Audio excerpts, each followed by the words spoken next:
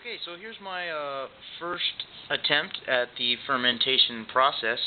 I used a cup and a half of cornmeal, about a liter of water because I wanted about a liter of mash there, and then I also used a cup of sugar.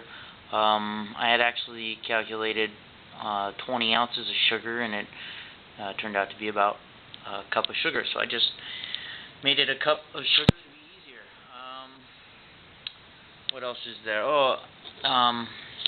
In another video, he was actually having the problem of the pressure going backwards at first, and I actually had the same problem. You can see the water level. The water is about from here to here.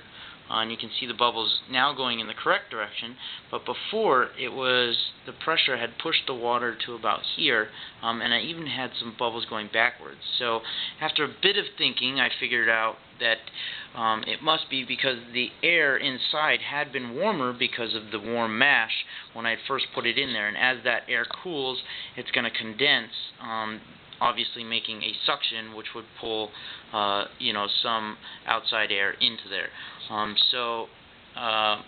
That suction is going to be more pressure than the yeast has made with the CO2 to go outwards. So as soon as that cools down to warm temperature, that vacuum dissipates, and so it would go back to the bottom, and then the CO2 will begin to bubble out, as you can see it does there.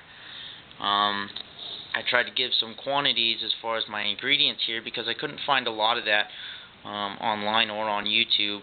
So if anyone has any comments on the amounts I used, if I should use more or less of anything, go ahead and leave me a comment so I can figure this out better before I move on to other mixtures. I wanted to get the most basic down first.